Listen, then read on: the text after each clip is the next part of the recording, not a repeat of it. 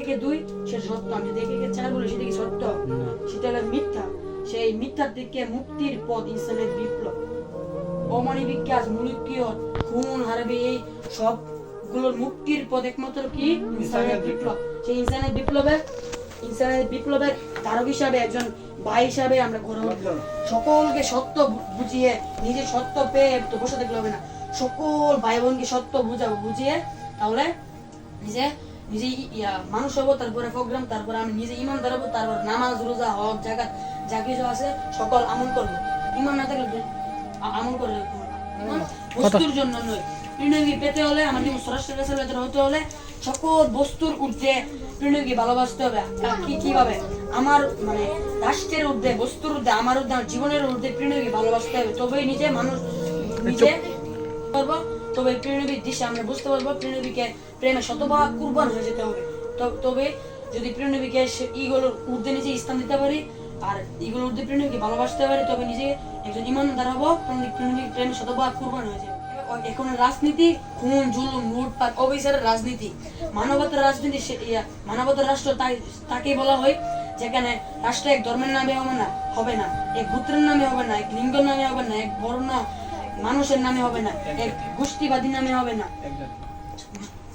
মানুষের সব মানুষের নামে রাষ্ট্র হবে। রাষ্ট্র হবে সমগ্র মানব মন্ডলের জন্য রাষ্ট্র, আমার তোমার রাষ্ট্র। আমার যেভাবে একটা শ্বাস নিতেছি, আপনার শ্বাস আপনি নিতেছেন, আমার শ্বাস আমি নিতেছি, আমার শ্বাস কি আপনি নিতে পারবেন না, আপনার শ্বাস শ্বাস আমি নিতে পারবো। এমন রাষ্ট্রটাও সবার।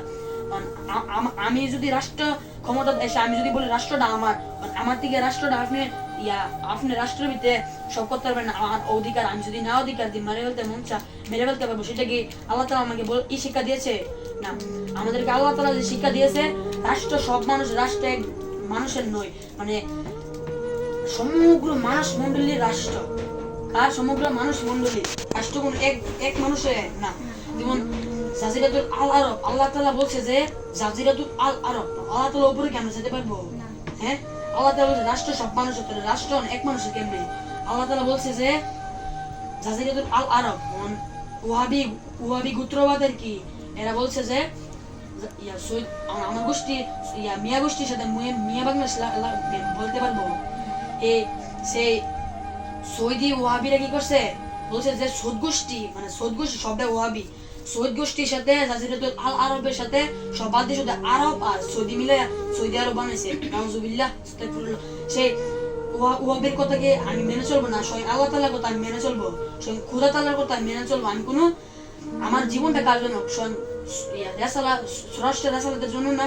জীবন কি আমার জীবন কি বস্তুর জন্য না, আমার জীবন কোনো মানুষের জন্য, আমার জীবন কোনো কাঠের জন্য, আমার জীবন কার জন্য? আমার জীবন কোনো রাষ্ট্রের জন্য না, আমার জীবন ভাষার জন্য না, আমার জীবন কোনো যে যুদ্ধের জন্য নেই, আমার জীবন শুধু স্বয়ং খোদা তাআলার নামে, স্বয়ং আল্লাহ তাআলার নামে আমার জীবন।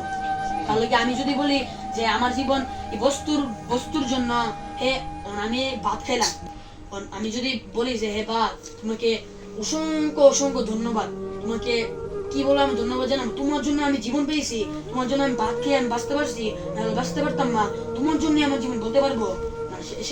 যারা কাফের, যারা বুঝে না, সেরা বলে যে বস্তুর জন্য যে জীবন, কিন্তু না, আমার জীবন স্রষ্টা রাসূলের নামে, আমার জীবন কোনো ভাতের পানির জন্য নয়, তাই না? আল্লাহ তাআলা বলছে যে পানির অপর নাম জীবন নয়, আমরা কি বলতে পারবো পানির অপর নাম জীবন? দুনিয়ার মানুষের সংজ্ঞা যে সত্য, এই মানুষের সংজ্ঞাটা একজনও ধরতে পারে না, শুধু আল্লাহ সত্যটা তুলে ধরেছেন। নাহলে সকল ভাই বোন কিন্তু সত্য হারা। শুধু আমাদের আল্লাহ ইমাম হায়াতের জন্য সকল ভাই বোন ইনসানিয়ত এসেছে, ইনসানিয়তের সত্য এসেছে, সত্য পেয়েছে, না হলে সত্য পেত না। তাই আমরা সকল বস্তুর মধ্যে নিজেকে স্থান দিব, অমানবিক কাজ ত্যাগ করব, নিজেকে মানুষ তৈরি করবো, তারপরে ইমানদার হবো, তারপরে আমরা সুন্নি আন্দোলন করবো, নামাজ সব করবো। আর আল্লাহ তাআলার উপরে তো আমরা যেতে পারবো না, জাজিরাতুল আল আরব বলবো, সৌদি আরব বলবো না।